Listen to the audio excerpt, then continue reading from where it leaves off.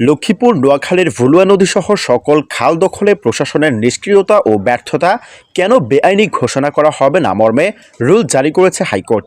সাথে সাথে আদেশ পাওয়ার ৪৮ ঘণ্টার মধ্যে ভুলুয়া নদীর দখল বিষয়ে তদন্তপূর্বক ১০ কর্মদিবসের মধ্যে দখল উচ্ছেদ করে ভুলুয়া নদীর পানি প্রবাহ নিশ্চিত করে মহামান্য হাইকোর্টকে রিপোর্ট জমা দিতে লক্ষ্মীপুর ও নোয়াখালীর ডিসিকে নির্দেশ দিয়েছে মহামান্য হাইকোর্ট। বিচারপতি ফারাহ মাহবুব ও বিচারপতি AKM রবিউল হাসানের দ্বৈত বৈষ্ণব বৃহস্পতিবার এই আদেশ দেন। জনস্বার্থে রিটটি দায়ের ও শুনানি করেন সুপ্রিম কোর্টের আইনজীবী ও লক্ষ্মীপুর জেলার বাসিন্দা অ্যাডভোকেট আব্দুস সাত্তার পলোয়ান। রুলের বিষয়ে তিনি নিশ্চিত করেছেন, এর আগে বুধবার হাইকোর্টের সংশ্লিষ্ট শাখায় জনস্বার্থে এ রিট করেন আইনজীবী আব্দুস সাত্তার পলোয়ান।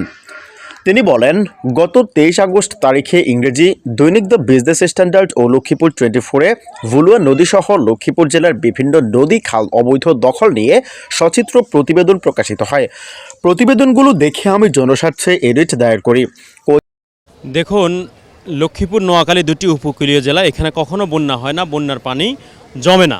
এবং লক্ষ্মীপুর নোয়াখালীর এই দুটি উপকূলীয় জেলায় ভারতীয় পানি এসেছে গত 20 আগস্ট ফেনীতে। সেই পানি এক সপ্তাহের মধ্যে নেমে গিয়েছে এবং সে ফেনীতে কোনো বন্যা নেই। অথচ লক্ষ্মীপুরে তারও অনেক আগ থেকে বন্যা এবং গত 45 দিন যাবৎ লক্ষ্মীপুর নোয়াখালীর 3 লাখ মানুষ পানিবন্দী, নারী পুরুষ শিশু তারা বাড়ি যেতে পারছে না, বন্যার কারণে রাস্তায় ঘুমাতে হচ্ছে, তারা বাথরুম করতে পারছে না, 40 দিনের উপরে তারা রান্না করা খাবার খেতে পারছে না।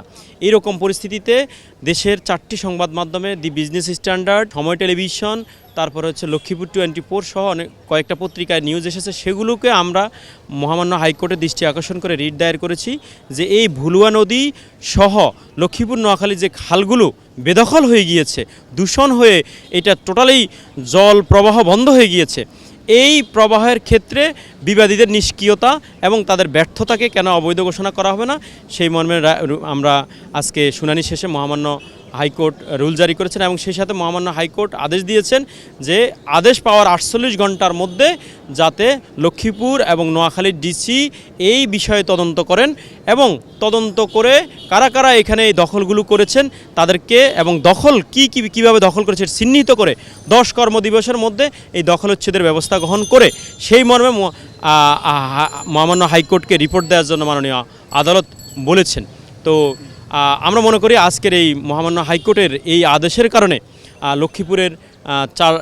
লক্ষ্মীপুর নোয়াখালীর যে স্থায়ী জলাবদ্ধতা সেটির একটি অবসান ঘটবে স্থায়ীভাবে এবং যদি বিবাদীরা কঠোরভাবে আদালতের আদেশটা মান্য করেন এবং লক্ষ্মীপুর নোয়াখালীর মানুষগুলো কখনো আর এই ধরনের পরিস্থিতির মুখে পড়বে না।